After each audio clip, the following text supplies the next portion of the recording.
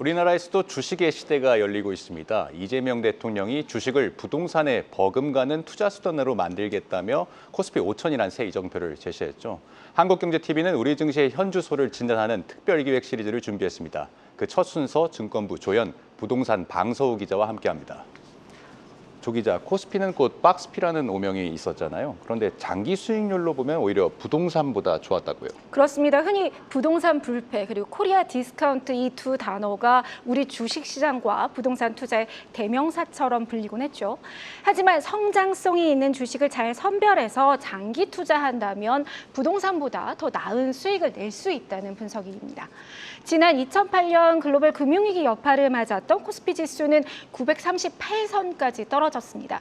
이를 기준으로 현재까지 상승률은 208%, 그러니까 3배 이상 늘었는데요. 같은 기간 서울 아파트 매매 가격 지수를 보면 126.6%, 약 2.2배 증가한 모습입니다. 물론 주식은 언제 사고 파느냐에 따라 손실을 보았을 수도 있고 또 시기마다 시장을 이끄는 주도주의 손바뀜도 활발하죠.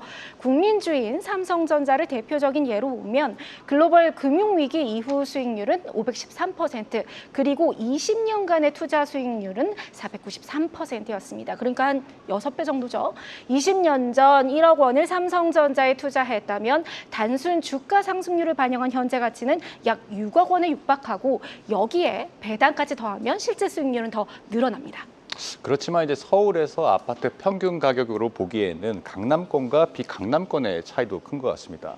방 기자, 이른바 대장이라 불리는 강남 아파트의 수익률은 어떻습니까? 20년 전 서울 대장 아파트를 매수했다고 가정했을 때 서울 아파트 평균 수익률보다는 높았지만 코스피 개별 종목보다는 낮았습니다. 현 시점 서울 아파트 대장은 이제 재건축 대여이자 한강변 시세를 선도하는 압구정동일 겁니다.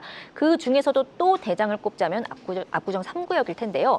최근 실거래가가 130억 5천만 원으로 압구정동 역대 최고가 거래를 기록한 현대 7차 전용 면적 245제곱미터 한 가구를 20년 전에 39억 원을 주고 샀다면 234%의 수익률을 거둘 수 있었고요.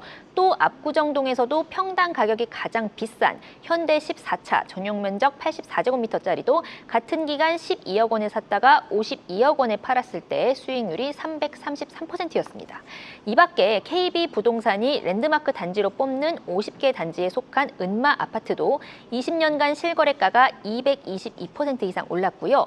잠실주공 5단지와 또 타워팰리스도 각각 154%, 84%씩 올랐습니다. 이미 20년 전에도 10억 원이 훌쩍 넘는 고가 아파트였기 때문에 최근 연이어 터진 신고가 기록에도 불구하고 수익률 자체는 국내 주식 종목들보다 낮을 수밖에 없는 겁니다. 네, 그런데 조 기자, 지난해 8만 원대까지 올랐던 삼성전자 주가가 다시 5만 원대에서 고전하고 있지 않습니까? 그렇습니다. 더 눈에 띄는 장기 수익률이 좀 더 좋았던 종목들은 어떤 게 있습니까? 월가에서 흔히 이제 10배 늘어난 종목을 10배거, 그리고 100배 수익률을 낸 주식을 100배거라고 부르죠. 지난 20년 사이 국내 증시에서 100배 이상 오른 주식은 두산 우선주였습니다. 그리고 하나 에어로스페이스와 포스코 퓨처엠이 각각 8,000%가 넘는 상승률을 보였고 뒤이어 미원상사와 삼양식품, 파미셀, 두산 등이 자리했습니다.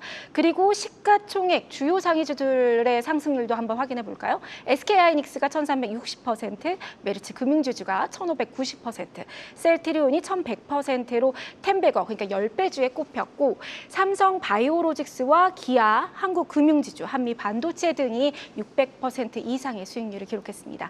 하지만 모두가 상승의 20년을 보낸 것은 아닌데요. 유가증권 시장에서 370개 종목은 마이너스 수익률을 나타냈고 마이너스 90%의 수익률, 그러니까 사실상 원금이 거의 날아간 종목도 44개나 됐습니다. 네, 20년 수익률이 주식보다도 낮은데 방 기자, 부동산이 장투의 왜 대명사가 된 거죠? 일단 금융자산과 부동산의 차이 때문이라고 보시면 됩니다. 이 주식은 휴대폰 MTS만 접속해도 굉장히 금방 사고 팔 수 있지만 부동산은 그렇지 않죠. 돈이 급하다고 바로 손절하고 싶어도 안 되는 게 부동산입니다. 그러다 보니 주식에 비해 상대적으로 장기 투자를 할 수밖에 없고요. 실제로 지난해 기준 주식 투자자들의 코스피 상장사 주식 평균 보유 기간은 6.5개월로 반년이 조금 넘었습니다. 반면 자가주택 보유 가구의 평균 거주 기간은 11.1년으로 집계됐습니다. 한마디로 한 번 집을 사면 10년은 가지고 있다는 소리입니다. 네. 따라서 수익률 측면에서 주식이 부동산을 앞서더라도 20년 동안 6배 오른 삼성전자를 보유한 사람보다는 같은 기간 2배 오른 서울 아파트를 가지고 있는 사람이 더 많을 수밖에 없는 겁니다. 그런데 지금 기준금리 인하기를 맞아서 당장 20조 원 규모의 추경이 예고되고 있잖아요. 시중의 유동성이 더 확대될 것으로 보이는데 넘치는 자금이 부동산으로 갈 것에 대해서 관심도 큰 상황입니다. 일단 자금이 쏠린다는 건 결국 가격이 더 오를 것이라는 기대감 때문이겠죠. 그런 의미에서 지금도 비싼 서울 아파트 가격은 당분간 계속 우상향할 전망입니다. 다만 그 곡선을 그리는데 일조할 아파트는 강남 상급지로 좁혀질 가능성이 큽니다. 다주택자 규제로 똘똘한 한 채를 선호하는 현상이 지속되면서 이제 서울 안에서도 양극화가 심화되고 있기 때문인데요. 특히 강남 3구는 규제 지역인데다가 토지 거래 허가 구역으로도 묶이면서 지금 갭 투자도 막히고 대출 한도도 줄어들었기 때문에 남의 돈으로는 진입할 수 없는 시장이 됐습니다. 그런데도 연일 신고가 거래가 터진다는 건 진정한 자금력이 있는 실수요자들이 가격을 밀어 올리고 있다는 뜻입니다. 가지고 있는 집이나 다른 금융 자산을 팔아서라도 강남 아파트를 마련해야 한다는 이 투자자들의 강한 매수 심리가 꺾이지 않는 한 코스피 지수가 5천이 되더라도 부동산은 블랙홀처럼 자금을 빨아들일 수밖에 없습니다. 네, 이제 궁극적으로 꾸준한 수익률을 낼 수 있을지에 대해서 이제 장기 투자에 대한 신뢰가 살아날 수 있을지 좀 담보가 돼 있는 상황이라고 볼 수 있는데요. 네, 부동산에 쏠리거나 해외로 나갔던 자금을 우리 증시로 유입할 수 있는 방법을 독일과 일본의 사례에서 찾아볼 수 있다고요. 그렇습니다. 일본에서는 국내에서 벤치마킹했었죠. 기업 거버넌스 개혁 정책을 통해서 지난 5년간 니케이 지수가 70% 뛰었고 독일 닥스 지수 역시 새 정부의 정책 드라이브 효과로 90% 상승했습니다. 코스피와 비교해 보면 2022년을 기점으로 차이가 두드러지죠.